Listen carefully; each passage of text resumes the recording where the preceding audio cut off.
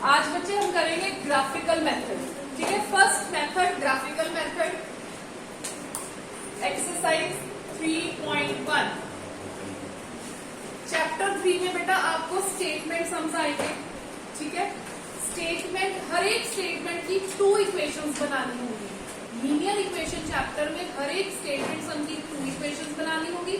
Chapter number 4 में quadratic equation chapter में हर एक स्टेटमेंट सम की 1 इक्वेशन ही बनेगी। ठीक है जी, क्लियर है? चलिए, सबसे पहला exercise 3.1 question number 1, form a pair of linear equation in the following problems. पहले लीनियर इक्वेशन फॉर्म करनी है 2 and find the solutions graphically. अब सुनो मेरी बात पहले तो ध्यान से। अगर तो बेटा पेपर में आपको लिखा हुआ है ये स्टेटमेंट सम आपके पास आता है, और अगर इफ इट इज मेंशन्ड कि find the solution bye suppose graphical method या एलिमिनेशन मेथड या सब्स्टिट्यूशन मेथड, इन तीनों में से कोई पर्टिकुलर नेम लिखा हुआ है मेथड का, फिर तो उसी से ही सॉल्व करना पड़ेगा आपको। ठीक है, अगर इन केस नहीं मेथड का नाम लिखा हुआ, फिर इट्स अप टू यू, आप दोनों में तीनों में से कोई मेथड अप्लाई कर सकते हो, लेकिन ग्राफिकल इस केस में नहीं करना। ग्राफिकल मेथड तभी अप्लाई करना है जब आपको स्पेशली मेंशन किया गया है। ठीक है, अगर नहीं मेंशन किया गया, बाकी 2 मेथड्स कौन से रहते हैं, elimination and substitution, then apply either of those. ठीक है, एंड जो इजीएस्ट और टाइम सेविंग मेथड होता है that is elimination method. Fine, got my point? अब फर्स्ट क्वेश्चन देखिए, उन्होंने स्पेसिफिकली मेंशन कर दिया कि सॉल्व इट ग्राफिकली। जब ग्राफिकली लिखा होगा तभी पेपर में आपको ग्राफ की जरूरत पड़ेगी। ठीक है, और ग्राफ स्कूल में पेपर में स्कूल्स की तरफ से भी मिलते हैं, अपने घर से भी लेके जा सकते हैं आप। क्लियर है? ओके, अब देखो इक्वेशंस बनानी कैसे, क्योंकि अगर आपकी इक्वेशन बन गई ना तो 60% क्वेश्चन हो गया आपका। Clear? 10 students of class 10 took a part in mathematics quiz।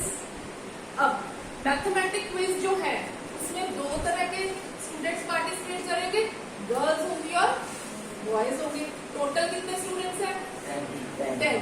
तो हम क्या करते हैं, let number of girls be x, number of boys be y।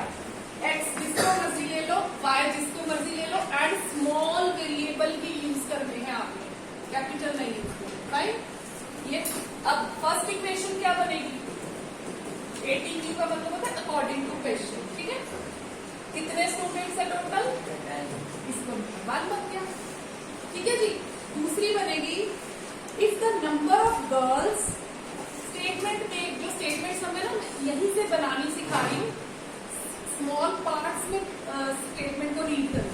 Number of girls कितनी है, x इज, इसका मतलब is equal to 4 more than number of boys. 4 more than, more का मतलब बेटा plus, less means minus, times means. Clear?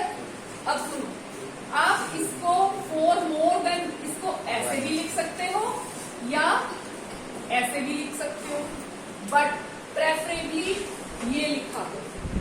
मोर या less जब भी आए तो आपको नंबर मोर होगा। देखो अब प्लस में तो कोई डिफरेंस नहीं है ना, कि 4 + 5 किया या y + 4 किया, is there any difference? No. लेकिन 4 - 5 क्या ये इक्वल है? No. 3 - 4 is not equal to 4 - 3। 3 + 4 is equal to 4 + 3, combinative property. ठीक है ना? इसलिए प्लस के मोर वाला केस आ गया तो चाहे ये बनाओगे कोई डिफरेंस नहीं होगा, करेक्ट हो जाएगा। लेकिन अगर आपकी ऐसी हैबिट ही डली हुई है कि जो 4 मोर लिखा है, तो आप अगर गलती से 4 लेस वाला आएगा ये बना दोगे तो ये रॉन्ग हो जाएगा। So I always train my students कि चाहे मोर लिखा हो चाहे लेस लिखा हो, जो नंबर मोर या लेस लिखा है उसको पीछे लिखो। ठीक है, तो हम मोर और लेस में जो नंबर मोर होगा हम उसको पीछे लिखेंगे, लेस में भी पीछे लिखेंगे, हमारा कभी रॉन्ग हो गए। प्रॉब्लम सम्स की इक्वेशंस कैसे बनानी है मैं आपको प्रॉपर टेक्निक्स बताऊंगी, ठीक है, उसी से अकॉर्डिंग बनाना। ठीक है, ये आपकी आ गई थी सेकेंड